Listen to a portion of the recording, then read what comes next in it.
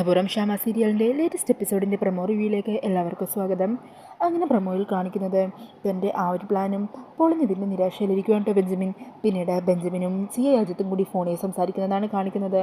അന്നേരം അജിത്ത് രാധികയെ കൊല്ലുന്ന പ്ലാനും പദ്ധതികളൊക്കെ ഇവിടെ വരെ ആയി, എന്താ ഇപ്പോൾ അവരുടെ കണ്ടീഷൻ എന്നൊക്കെ ചോദിക്കുന്നുണ്ട്. ആ സമയം ബെഞ്ചമിൻ പറയണേ, നിങ്ങൾ പറയാറുള്ളത് പോലെ ആയുസിന് അല്പം ബലമുള്ളവളാണെന്ന് തോന്നുന്നു.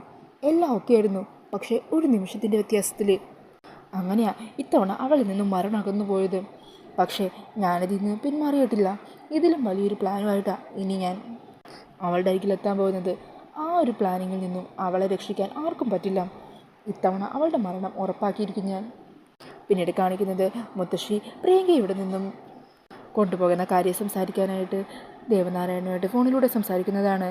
അന്നേരം മുത്തശ്ശി ദേവനോട് പറയണേ, രാധികയില്ലാത്തത് കൊണ്ട് തന്നെ പ്രിയങ്ക ഭക്ഷണമൊന്നും മര്യാദക്ക് കഴിക്കുന്നില്ല എന്ന് പറഞ്ഞിട്ടാണല്ലോ പ്രിയങ്ക ഇവിടെ കൊണ്ടുവന്ന് നിർത്തിയിരിക്കുന്നത്.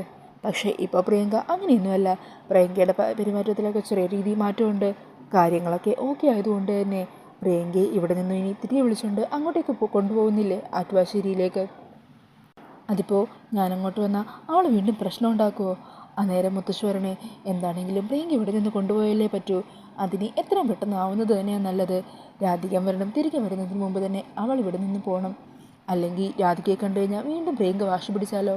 അങ്ങനെ പ്രിയങ്ക അങ്ങോട്ട് നിന്ന് കൂട്ടിക്കൊണ്ടുവരാൻ വേണ്ടി തീരുമാനിക്കുവാണ് കേട്ടോ ദേവനും ജയഭാരതി മുത്തശ്ശിയും ചേർന്ന്.